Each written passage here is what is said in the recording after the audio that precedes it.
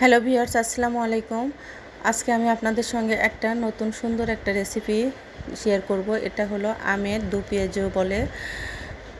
প্রথমে আমি আমগুলো একটু ছোট করে কুচি করে কেটে নিয়েছি। এটা আমার ঝরে পড়া আম, বেশি কুচি করতে পারিনি। আপনারা চাইলে একটু বেশি করে কুচি করে নেবেন। কড়াইয়ে আমি বেশ কিছু সরিষার তেল দিয়ে 2 কাপের মতো আমি পেঁয়াজ কুচি দিয়ে হালকা ব্রাউন কালার করে ভেজে নিচ্ছি।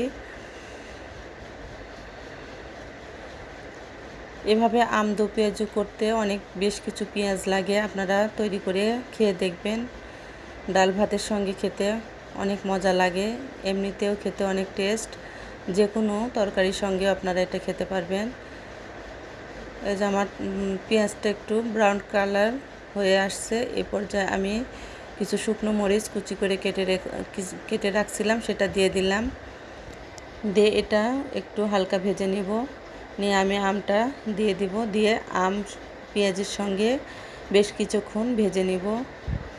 এখানে আমি কিছু গরম মশলা দিচ্ছি, 2-3টা দারচিনি, 2-3টা সাদা এলাচ, একটা তেজপাতা দিয়ে আমি ভালো করে আম মশলা ভেজে নেব। একটু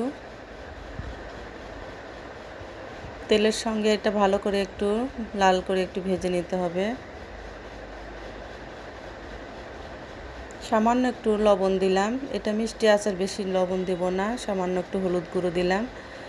একটু হালকা ঝাল হবে, মিষ্টিটা একটু মিষ্টি মিষ্টি লাগবে এই আচারটা। খুব বেশি আমি ঝাল দিব না। এখানে কোনো গুঁড়ো মরিচও আমি এখানে ইউজ করতেছি না, আপনারা চাইলে দিতে পারেন।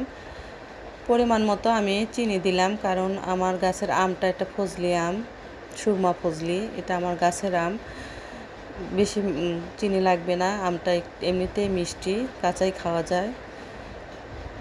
এবং আমটা অনেক বাড়তি হয়েছিল, ঝড়ে পড়ে আমার অনেকগুলো আম নষ্ট হয়ে গেছে। এখন আমটা একটু আঠা আঠা হয়ে গেলে এখানে আমি কিছু পাঁচফোড়ন মশলা আগে থেকে ভেজে গুঁড়ো করে রাখছিলাম, সেটা দিয়ে দিলাম। আচার আমার শেষের দিকে। এই মশলাটা দিয়ে আমি আরও বেশ কিছুক্ষণ নাড়ব। এই সময় আর বেশি চুপ থাকা যাবে না, মানে নাড়তে হবে। তেলের ওপরে যতক্ষণ ভেসে না আসতেছে আচারটা, ততক্ষণ নাড়তে হবে এবং আঠালো হয়ে আসবে। এটা কোনো রোদে দিতে হবে না, রোদ দেওয়া ঝামেলা ছাড়া এটা খেতে পারবেন। বয়ামে রেখে বেশ কিছুদিন রাখা যাবে। আপনারা চাইলে তেলটা আরও বেশি দিতে পারেন। যারা বেশি দিন রাখতে চান তারা একটু বেশি করে তেল দিয়ে এই আচারটা করতে পারেন। খেতে কিন্তু একটা পেঁয়াজের স্মেল পাবেন, খুব সুন্দর লাগে ঘ্রাণটা আমার কাছে। আমি এটা ডাল ভাতের সঙ্গে প্রায় করে খাই আমি এটা। আপনারা দেখেন আমার আচারটা হয়ে আসছে, আমি ঢেলে নিব। বড় একটা স্টিলের থালের মধ্যে আমি এটা ঢেলে নিছি। দেখতে অসাধারণ লাগতেছে এবং খেতেও অনেক টেস্টি হয়েছে। আপনারা অবশ্যই একবার হলেও বাসায় ট্রাই করবেন। সবাই আমার চ্যানেলের পাশে থাকবেন নিয়মিত। বন্ধুরা, তোমরা ভালো থাকো, সবাই আমার জন্য দোয়া করো, সবাই সুস্থ থাকো। আল্লাহ হাফেজ।